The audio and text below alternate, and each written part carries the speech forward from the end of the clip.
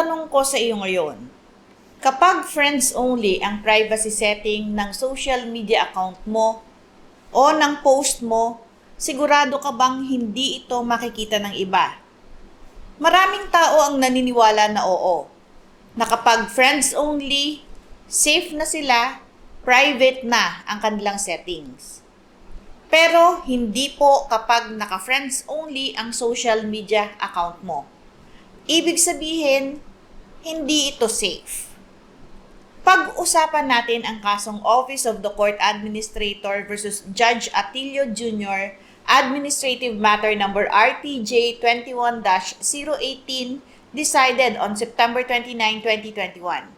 Ako po si Attorney Claribel Lucila at ipapaliwanag ko ang batas ng malinaw, simple, totoo at para sa lahat.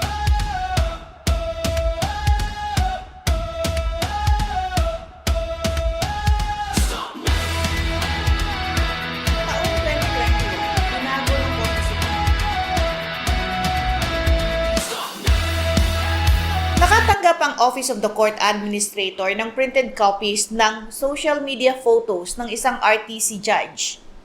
Ang mga larawan nagpakita sa kanya na half-dressed with tattoos visible on his upper body. Ginamit umano ang mga photos bilang profile picture at cover photo sa kanyang Facebook account. Nagpaliwanag ang judge. 3 depensa ang binigay niya.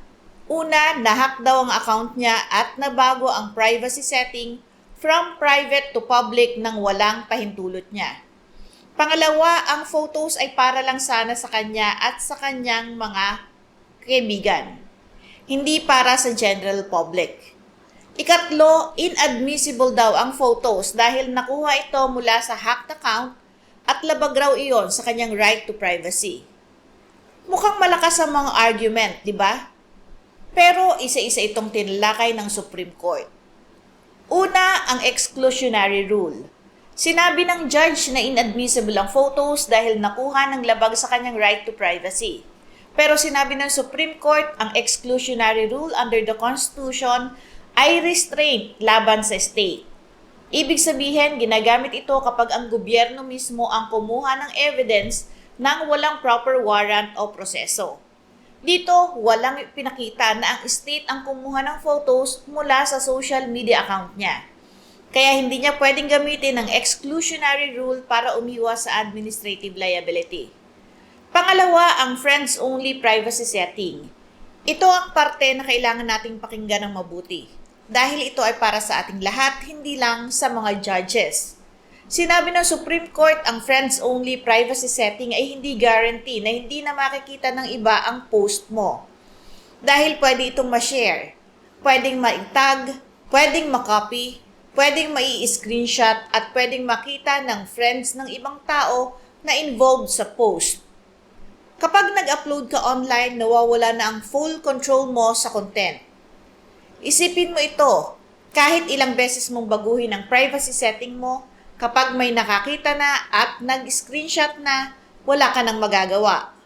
Iyan ang realidad ng social media at iyan ang sinabi ng Supreme Court.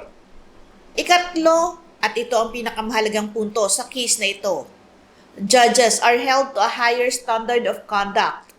Hindi ordinaryong public figure ang isang judge. Siya ay ang visible personification of law and justice. Ang tiwala ng publiko sa korte, sa buong judiciary, ay nakasalalay sa kung paano kumikilos ang bawat judge. Hindi lamang sa loob ng courtroom, kundi pati sa personal life, pati na rin sa social media. Pero mahalaga po nating linawin ito. Hindi sinabi ng Supreme Court na bawal magkaroon ng tattoo ang judge. Hindi ito ang ruling. Hindi rin ito ang issue. Ang issue ay ang act of posting half-dressed photos on social media in a manner that became accessible to the public at kung paano iyon nakakaapekto sa dignidad ng judicial office at sa public perception ng judiciary. Kaya huwag nating i-reduce ang case na ito sa isang simpleng usapin ng tattoo o personal expression. Ang tunay na tanong dito ay bilang judge, responsable ba ang paraan ng iyong paggamit ng social media? Sinabi ng Supreme Court, pwedeng mag-Facebook ang judge. Hindi sila bawal magkaroon ng social media. Pero kapag judge ka, dala mo pa rin ang iyong ethical responsibilities kahit nasa cyberspace ka.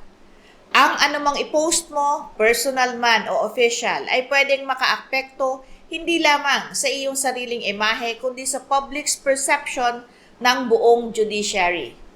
Ang final ruling ng Supreme Court sa kasong ito, found guilty si Judge Atilio Jr. ng conduct unbecoming of a judge.